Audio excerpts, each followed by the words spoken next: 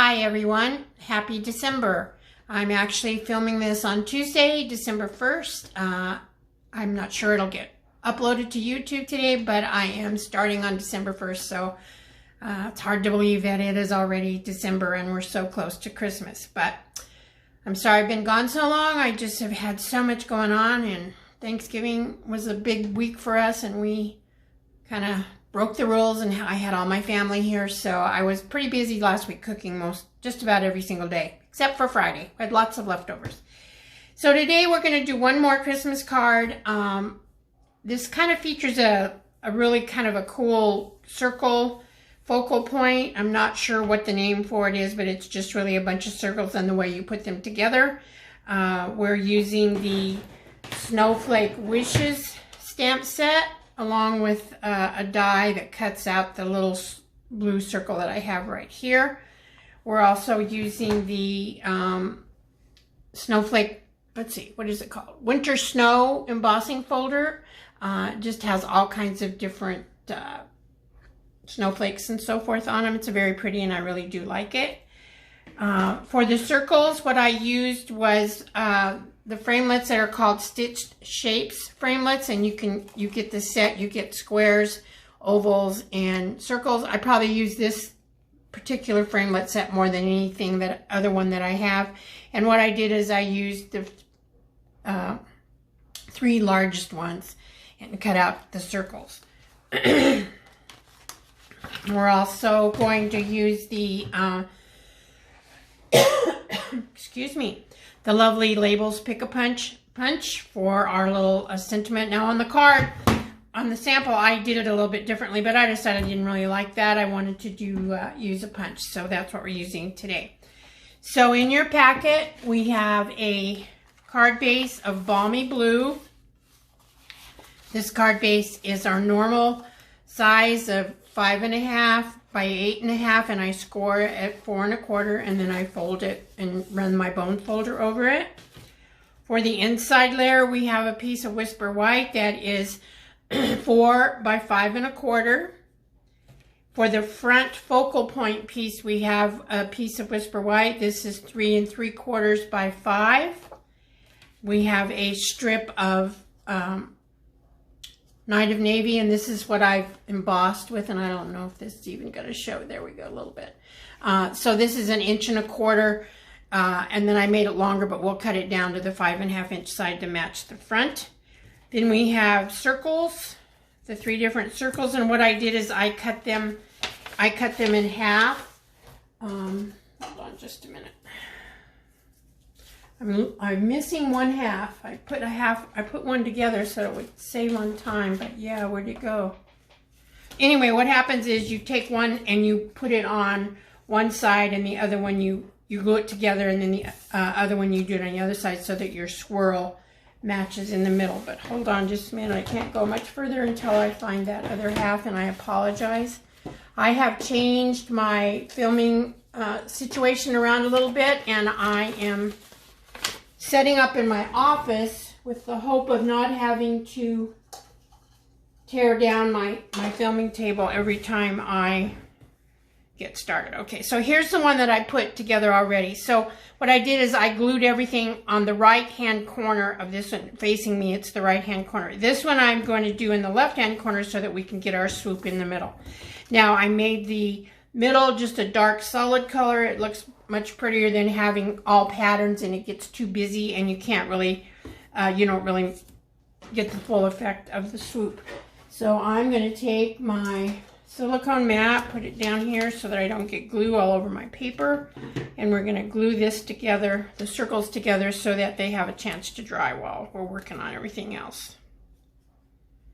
Hopefully the lighting and everything is going to be okay. This is kind of a test. We'll see how it goes. I may have to go back into my stamping studio, but for those of you who've been in there, I was having to tear down this table every time I had somebody come over to craft, and then the lights were always in the way, and it was just kind of a pain. So I decided I very rarely use my office, and I use the total other side of the room. So I thought, okay, I'm going to try this, and we'll just see how it works. So you can see how I'm lining this up in the corner and at the top. And now when we put it on our card, we will be able to have our swoosh going in the right direction. So I'll set those aside. Now I think we'll start off and get our stamping all done. And for the inside greeting, I am using my stamp apparatus.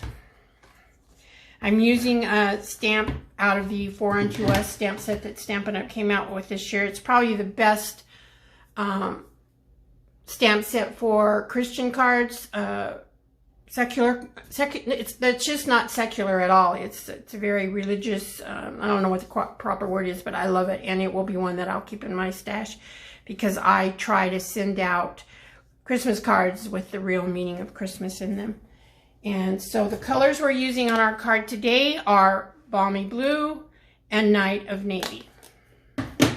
And our greetings are all done in Night of Navy, so we'll take our inside piece, and this orientation on this card goes landscape, so we'll make sure that we put it in the right spot. Put my magnets down. I like to put a stamp set underneath my flap of my stamp apparatus. It gives me a little bit of a firmer surface to ink up. It does seem like this stamp set has a very wide rubber around the other part, so I have to be pretty careful not to push down too hard so that I don't get a shadow from my stamp or pick up an edge. Okay, I think I'll just do it one more time since I'm not pushing very hard so I don't pick up an edge. Okay, there's that.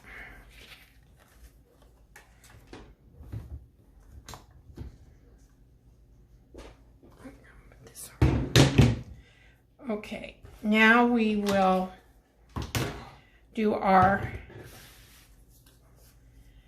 little strip for the front of the card. As I said, I'm kind of changing this. I'm going to use a punch.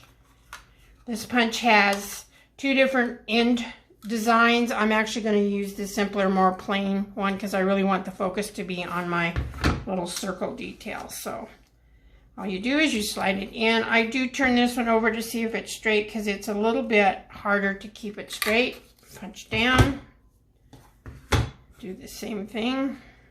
A couple of times I've had one end with one design on the end of it and the other one, the other end with the other design. So you have to kind of watch that. Make sure you're punching the end that you really want to punch. Okay. And there's that. And now we will take our greeting for the fronts, which says Snowflake wishes for a Merry Christmas. We will ink that up.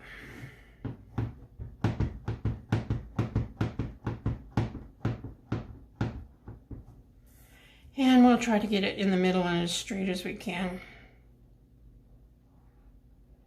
I always use my grid paper. Is very helpful when you're trying to line up and get things pretty straight. But if you have a crooked eyeball like I do, it doesn't always work. Okay, no, that didn't turn out very good. I think I'll try the other side. Thank heavens for two-sided paper.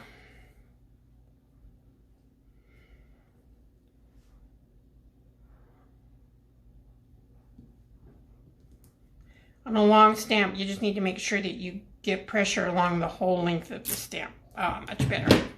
Okay, so now we have that. Now we are going to switch inks from our Night of Navy, of which I have already gotten on my fingers, to the Balmy Blue for our Snowflake treatment. So I just took the snowflakes on the sample and I just put it down here in the corner, and I also put it on the envelope front and the envelope flap. So this is the little snowflake stamp, and I'm just going to stamp it down here in this corner. Okay, and then for the envelope I'll do the same thing. stamp it in the corner. I always use the right-hand corner. I had someone tell me one time at the post office to not stamp anything on this left corner because it interferes with the barcode that they put on there. But I don't know if that's true because I see a lot of people who put things on the left-hand side. So you put it wherever you would like it to be. And then I just kind of randomly stamped all over this. And I kind of twisted my stamp, and I went straight, and I went kind of crooked, just to give it a little bit of a different look.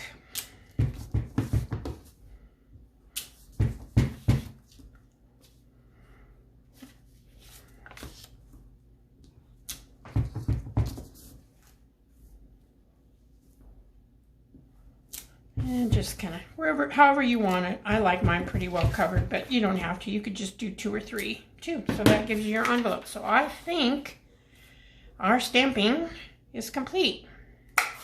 Get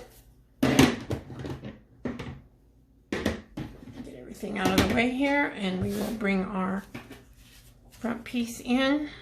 Well, actually, let's take our inside piece. And the one thing I did not bring in here, which is hard to believe, is a tape runner. Oh, no, I do have one. I thought I did. Okay, and we'll just get this put on the inside of our card.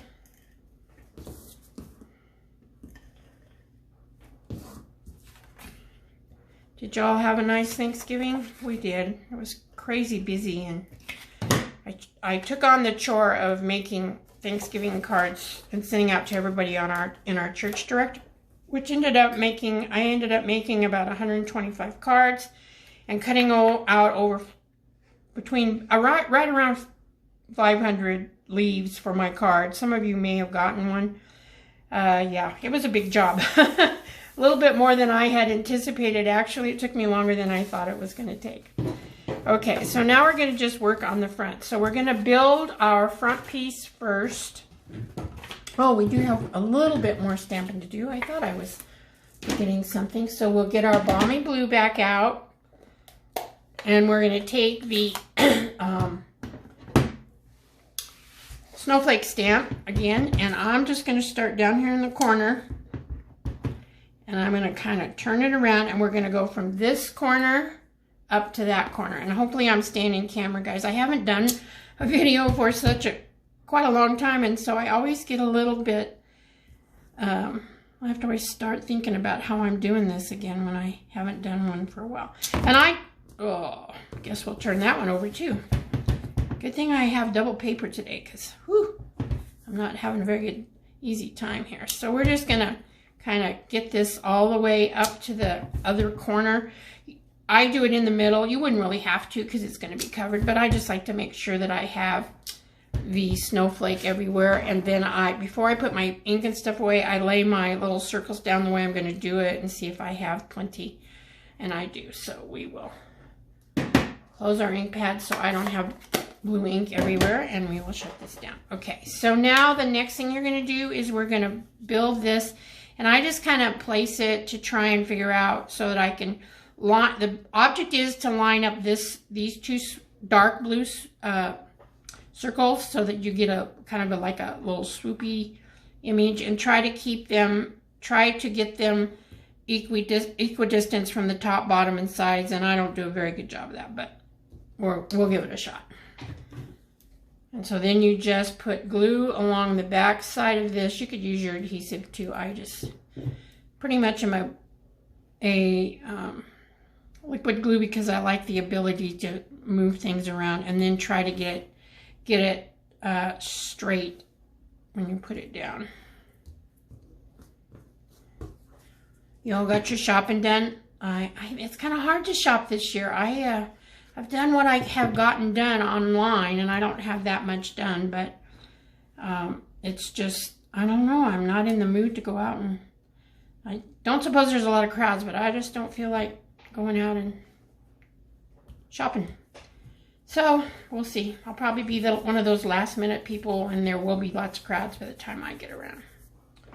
Okay, now we are going to take our sentiment, and we're going to put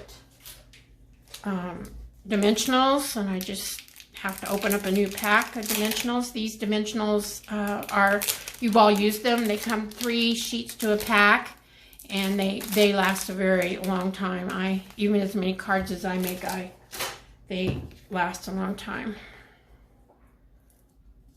So, and if you do use them, once you take the dimensional out, you have a little bit of an edging here. Make sure that you use all the edges. I don't waste any of it. I use everything there is. And I put quite a few on here because this is a long one and I don't like it to sag. There's enough sagging going around in my body the way it is. I don't need my cards to have sag in them. And then we will take a pick tool and we will just pick off the backs.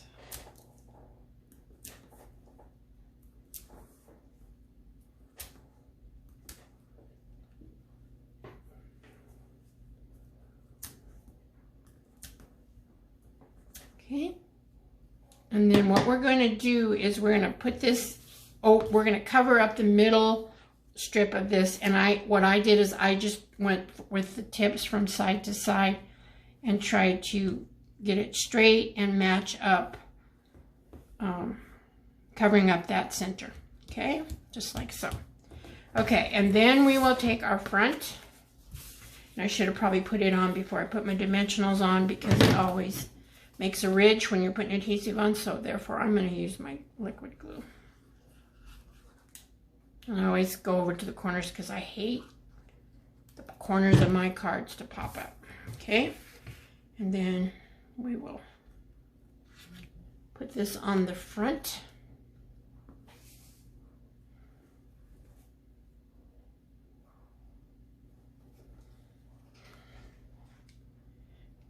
You all should be getting, all of my customers should be getting, and the girls that come to my classes, you should be getting your January to June mini catalog in the mail pretty soon. It does not go live until January 1st.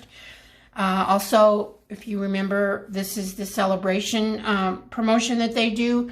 This year, it's only going to be for January and February, and what happens there is every $50 you purchase, you get a free item out of the celebration catalog. There's also a few things you can get if you have a $100 purchase.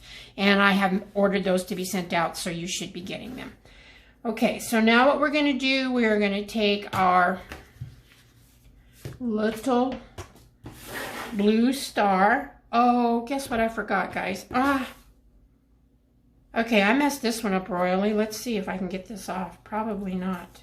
Nope, I'm not going to be able to. Okay, you see what should have gone? Look at this one. Here is the dark blue. Look at this one.